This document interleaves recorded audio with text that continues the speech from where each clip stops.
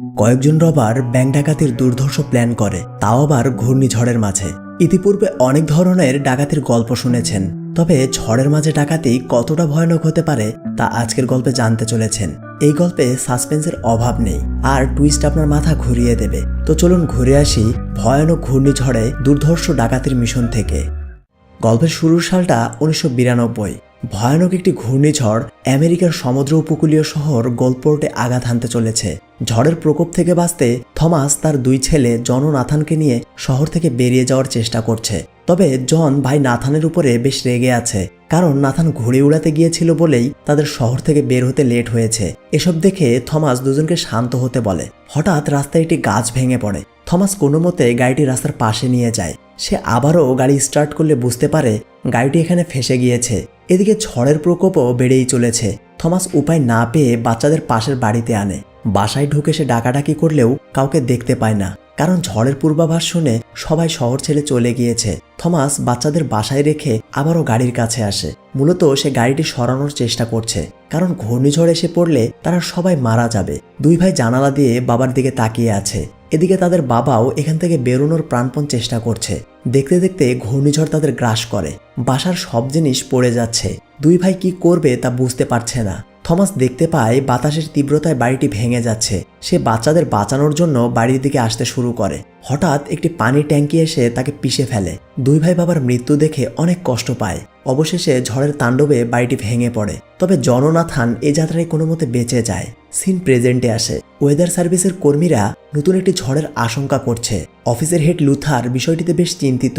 সে ঝড়ের ব্যাপারে জানতে চাইলে তাকে জানানো হয় ঝড়টি শহর থেকে প্রায় 200 কিলোমিটার দূরে অবস্থান করছে। তবে এর গতি যেভাবে বাড়ছে তাতে গল্ডপোর্টের ক্ষতি হওয়ার সম্ভাবনা রয়েছে। এই ঝড়ের উৎপত্তিস্থলের তাপমাত্রা 90 ডিগ্রির বেশি, যার ফলে ভারী বর্ষণও হতে পারে। এরপর আমরা জনকে দেখতে পাই। সে পেশায় মিটারোলজিস্ট। মূলত ঝড়ের ব্যাপারে তথ্য কালেক্ট করাই তার কাজ। তাকে এই কাজের জন্য গভর্নমেন্ট থেকে একটি গাড়ি দেওয়া হয়েছে। তবে এই গাড়িটি সাধারণ কোনো গাড়ি নয়। তীব্র ঝড়ের মাঝেও গাড়িটি সার্ভাইভ করতে পারে। এছাড়াও এতে রয়েছে রেডিও, স্যাটেলাইট, সেলফ প্রোটেকশন সহ নানান গুরুত্বপূর্ণ ফিচার। লুথার জনকে কল করে জানায় সে যেন ঝড়ের গতিবিধি ফলো করার জন্য কয়েকটি ড্রোন পাঠায়। জন তার কথা মতো একটি পোর্টে আসে। সে গাড়ি থেকে দুটো ড্রোন এনে সমুদ্রের মাঝে পাঠায়। মূলত এই ড্রোনগুলোর সাহায্যে ওয়েদার সার্ভিসের লোকজন ঝড়ের ইনফরমেশন কালেক্ট করবে। জন সমুদ্রে তাকিয়ে বেশ অবাক হয়। সে ধারণা করে এই ঝড় শহরের ইতিহাসের সবচেয়ে বড় ঝড় হতে চলেছে। শহরে পুলিশ চিফ রবার্ট সকল অফিসারদের ডেকে ঝড়ের ব্যাপারে ইনস্ট্রাকশন দিচ্ছে। রবার্ট বলে 25 বছর আগে একটি ঘূর্ণিঝড় শহরটি লণ্ডভণ্ড করে দিয়েছিল। আবারও একটি ঝড় আসতে চলেছে, তবে এবার আমরা কঠোরভাবে মোকাবেলা করব। তোমরা সবাইকে শহরের বাইরে যেতে সাহায্য করবে, আর ডাকাতি ঠেকাতে রাস্তাগুলো ব্লক করে দেবে। এখন যার যার কাজে যাও। শহরের মানুষজন যে যেভাবে পারছে শহর থেকে বেরিয়ে যাচ্ছে, তাই রাস্তায় বেশ জ্যাম পড়েছে। এই জ্যামে আটকে আছে ফেডারেল ব্যাংকের 3টি আর্মার ভ্যান। এখানে আমরা টিনা ও কেনকে দেখতে পাই। কেন ব্যাংকের সিকিউরিটি হেড, আর টিনা রয়েছে ভল্টের দায়িত্বে। মূলত টিনাকে ওয়াশিংটন থেকে পাঠানো হয়েছে। টিনা ছাড়া ব্যাংকের ভল্ট কেউই খুলতে পারে না। টিনা কেনকে ড্রাইভিং সিট থেকে সরিয়ে নিজেই ড্রাইভিং সিটে বসে। সে জ্যামে বসে থাকতে নারাজ, কারণ ঘূর্ণিঝড় আসার আগেই তাকে ব্যাংকে পৌঁছাতে হবে। এরপর টিনা তামাক ক্ষেত দিয়ে গাড়িগুলো নিয়ে যেতে শুরু করে। অন্যদিকে লিসা ও পিকো নেটওয়ার্কের কাজ করছে, আর তাদের ডিরেকশন দিচ্ছে পিকোর ভাই হ্যারি। তারা ঝড়ের মাঝে কেন টাওয়ার ঠিক করছে তা আমরা একটু পরেই জানতে পারবো। এদিকে লুথার জনকে জানায় ড্রোনের রিডিং মতে ঝড়ের ক্ষতির সম্ভাবনা খুবই কম। তবে জন বিষয়টি মানতে চায় না। তার মতে ঝড়ের ক্ষতির সম্ভাবনা অনেক বেশি। সে লুথারকে ন্যাশনাল সিকিউরিটির সাথে যোগাযোগ করতে বলে। লুথার জনের কথা পাত্তা দেয় না। সে তাকে বাসায় ফিরে যেতে বলে। টিনা আর্মার ভ্যান নিয়ে ব্যাংকে পৌঁছে গিয়েছে। গার্ড গাড়ি চেক করে তাদের ভেতরে পাঠায়। ফেডারেল ব্যাংকের এই শাখায় প্রতিদিন কয়েকশো মিলিয়ন ডলারের পুরনো নোট আনা হয়। এরপর নোটগুলোকে ক্র্যাশিং মেশিনের সাহায্যে নষ্ট করা হয়। ব্যাংকের সিকিউরিটি হিসাবে আর্মির একটি টিম 24 ঘন্টা কাজ করে। টিনা ভল্টের সামনে অনেকগুলো ডলার দেখতে পায়। সে জানতে চায় ডলারগুলো ক্র্যাশ করা হয়নি কেন। একজন অফিসার তাকে জানায় আপনি যাওয়ার পরেই মেশিনটি নষ্ট হয়েছিল, তাই এগুলো ক্র্যাশ করা সম্ভব হয়নি। ডলারগুলো ভল্টের ভেতরে রাখার জন্যই এখানে আনা হয়েছে। টিনা ভল্টে গিয়ে ফিঙ্গারপ্রিন্ট দেয়। এরপর তার কাছে থাকা একটি স্পেশাল ট্যাবের মাধ্যমে সে পাসওয়ার্ড ইনপুট করে। ভল্ট খোলার পর কালকের ডলার এবং আজকের আনা ডলারগুলো ভল্টের ভেতরে রাখা হয়। সব মিলিয়ে ভল্টে প্রায় 600 মিলিয়ন ডলার রয়েছে। ভল্টের বাইরে ব্যাংকের ম্যানেজার বেনকে দেখা যায়। সে ক্র্যাশিং মেশিন নিয়ে বেশ চিন্তিত। বেন মেশিন ঠিক করতে নেলসন ও মেরিকে ডেকেছে। মূলত এরা দুজন আইটি এক্সপার্ট। বেন জানতে চায় মেশিন ঠিক করতে তাদের কেমন সময় লাগবে। নেলসন বলে, আমাদের আগে মেশিনের প্রোগ্রাম দেখতে হবে, তবে আশা করছি লাঞ্চের আগেই ঠিক হয়ে যাবে। এটা শুনে বেন একটু স্বস্তি পায়। টিনা ব্যাংকের হাই কমান্ডকে মেশিন নষ্ট হওয়ার বিষয়টি জানায়। টিনাকে জানানো হয় সে যেন ডলারগুলো ক্র্যাশ হওয়া পর্যন্ত ভল্টে ভালোভাবে নজর রাখে। এজন্য টিনা বের হওয়ার সময় ভল্টের পাসওয়ার্ড চেঞ্জ করে দেয়। কাজ সেরে টিনা অফিসে আসে। ঝড়ের কারণে শহরের ইলেকট্রিসিটি বন্ধ হয়ে যায়।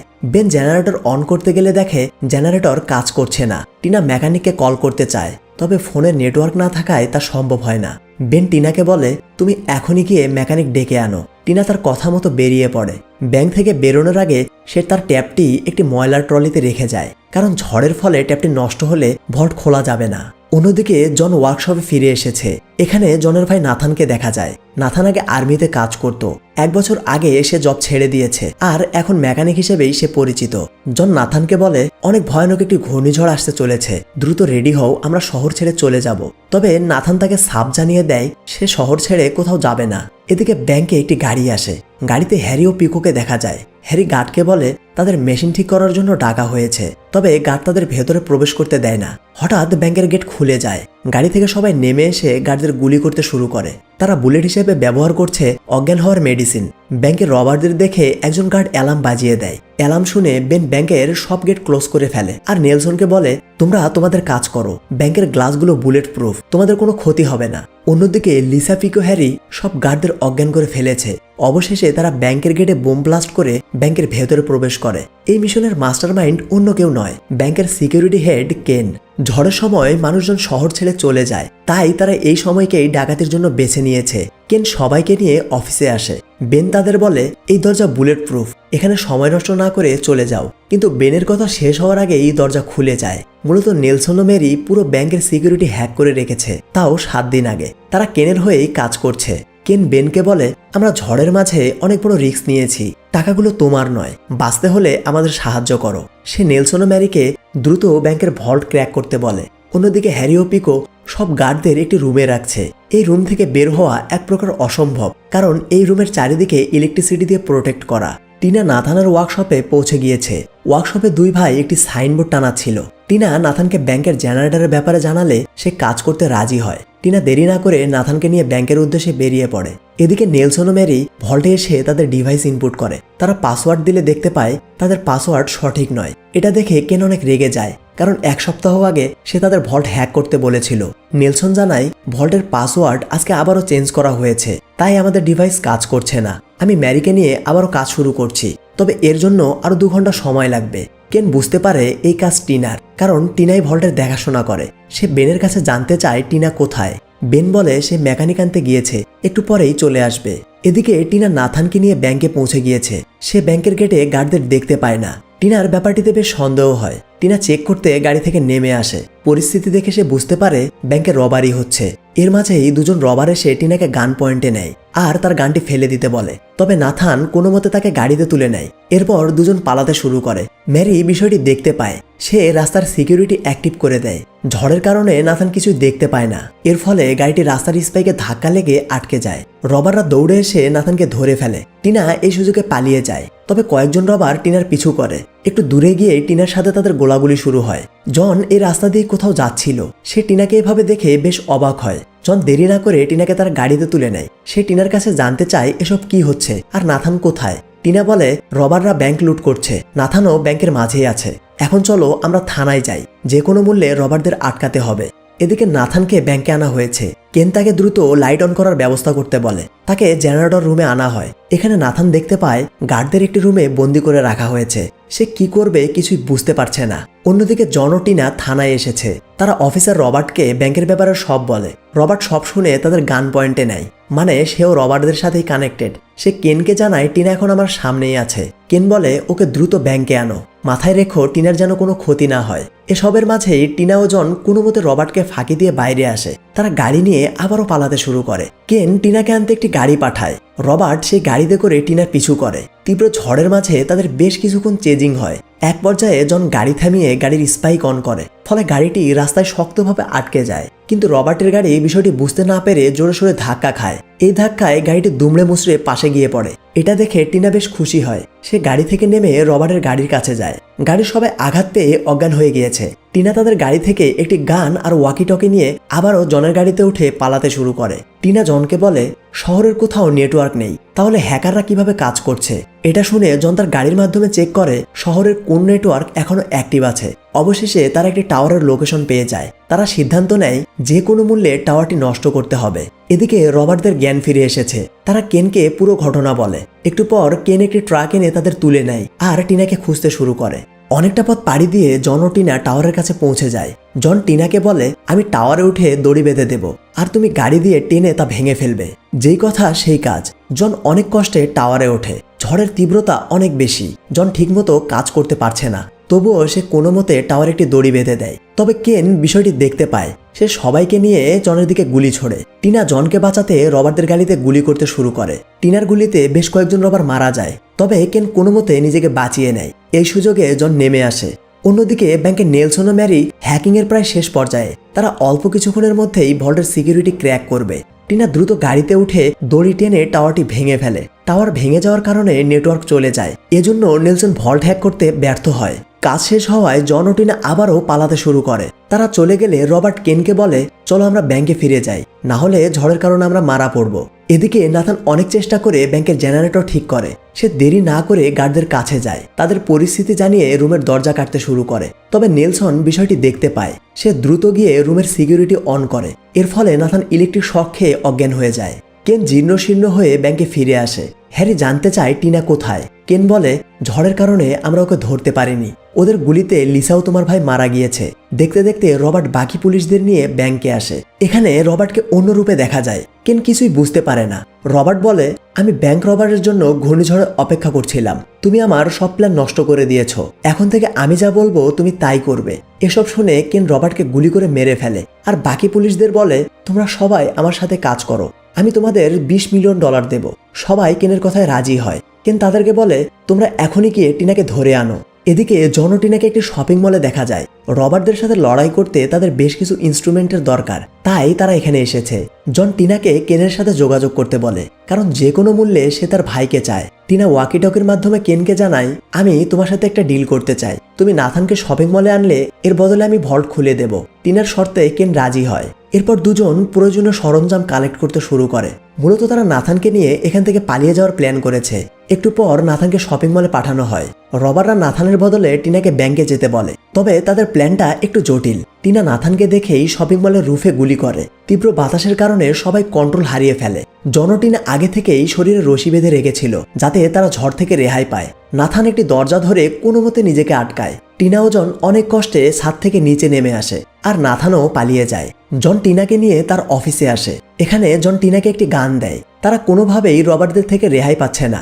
রবারদের আটকাতে দুজন প্ল্যান শুরু করে। ততক্ষণে রবাররা জনের অফিসে এসেছে। সবাই জন ও টিনাকে গান পয়েন্টে নেয়। তীব্র ঝড়ের কারণে সমুদ্রের পানি শহরে প্রবেশ করে আর সবাইকে ভাসিয়ে নিয়ে যায়। সবাই যে যার মতো নিজেকে বাঁচানোর চেষ্টা করছে, তবে টিনার পালাতে পারে না। কেন সে টিনাকে ধরে ফেলে। অন্যদিকে নাথান একটি বোর্ড নিয়ে তাদের খুঁজে বেড়াচ্ছে। সে এক পর্যায়ে জনকে দেখতে পায়। জনকে সে তার বোর্ডে তুলে নেয়। এদিকে টিনাকে ভল্টে আনা হয়। কেন টিনাকে দ্রুত ভল্ট খুলতে বলে। টিনা এতে রাজি না হলে রবাররা বেনকে মেরে ফেলার হুমকি দেয়। কোনো উপায় না পেয়ে টিনা কেনের কথায় রাজি হয়। সে ময়লার ট্রে থেকে ট্যাপটি বের করে ভল্টের দরজা খুলে ফেলে। সবাই ভল্টের ভেতরে প্রবেশ করে। এখানে কেন বেনকে গুলি করে মেরে ফেলে, কারণ বেন তাকে ট্যাবের ব্যাপারে কিছুই বলেনি। কেন সবাইকে ডলারগুলো গাড়িতে তুলতে বলে, কারণ কিছুক্ষণের মাঝেই ঝড়ের তীব্রতা বেড়ে যাবে। মূলত তারা $600 মিলিয়ন নিয়েই মেক্সিকোর উদ্দেশ্যে রওনা দেবে। অন্যদিকে জন ও নাথান তাদের ওয়ার্কশপে ফিরে এসেছে। তারা যে কোনো মূল্যে ব্যাংক রবারি আটকাতে চায়। নাথান তার লকার খুলে অনেকগুলো গান বের করে। দুই ভাই ছাদে এসে ভ্যান তিনটি খুব ভালোভাবে পর্যবেক্ষণ করে। তারা দেখতে পায় টিনাকেও একটি ভ্যানে করে নিয়ে যাওয়া হচ্ছে। এরপর তারা ভ্যান তিনটি আটকাতে একটি গাড়ি নিয়ে বেরিয়ে পড়ে। গল্পের এই জায়গার চেজিংটা আমার বেশ ভালো লেগেছে। গাড়ি তিনটি মেক্সিকোর দিকে এগিয়ে যাচ্ছে আর পেছনে ধেয়ে আসছে ভয়ানক ঘূর্ণিঝড়। একটি গাড়িতে রয়েছে নেলসন ও মেরি, আরেকটিতে হ্যারি ও টিনা এবং আরেকটিতে কেন। নাথান ও জন লাস্টের ভ্যানটি টার্গেট করে। নাথান তাদের গাড়িটি শেষের আরবার ভ্যানটির খুব কাছে আনে। জন গাড়ি থেকে বেরিয়ে এক লাফে ভ্যানটিতে চলে যায়। এরপর নাথান গাড়ি থেকে এসে ভ্যানটিতে লাফ দেয়। তবে জন অনেক চেষ্টার ফলে নাথানকে ভ্যানে তুলতে সক্ষম হয়। এরপর তারা আস্তে আস্তে এগিয়ে যায়। দুজন ভ্যান দুটির দরজা দিয়ে প্রবেশ করতে চায়, তবে নেলসন জনকে দেখা মাত্রই গুলি ছোড়ে। অপর পাশ থেকে নাথানও নেলসনের হাতে গুলি করে। এর ফলে নাথান আহত হয় আর গাড়িটি তাদের কন্ট্রোলে চলে আসে। নাথান এবার গাড়িটির ড্রাইভিং সিটে বসে। এরপর জন নাথানের সাহায্যে সামনের ভ্যানটিতে যায়। এখানে হ্যারি ও টিনার মাঝে কথা কাটাকাটি চলছে, কারণ টিনার গুলিতেই হ্যারির ভাই পিকো মারা গিয়েছে। দেখতে দেখতেই তারা হাতাহাতি শুরু করে আর জন আস্তে আস্তে ড্রাইভারের দিকে এগিয়ে চলেছে। হ্যারি ও টিনাকে থামাতে ড্রাইভার গুলি করতে চায়, তবে টিনা হ্যারির গান দিয়ে ড্রাইভারকে গুলি করে। এর ফলে গাড়িটি কন্ট্রোল হারায়। জন কোনো মতে গাড়ির ড্রাইভিং সিটে বসে। সে অনেক কষ্টে গাড়িটিকে কন্ট্রোল করে। গাড়িটি অ্যাক্সিডেন্ট করতে করতে বেঁচে যায়। রাস্তায় উঠতেই ভ্যানটি লাফিয়ে ওঠে। এই সুযোগে টিনা হ্যারিকে গুলি করে মেরে ফেলে। এই নিয়ে দুটো গাড়ি তাদের কন্ট্রোলে চলে এসেছে।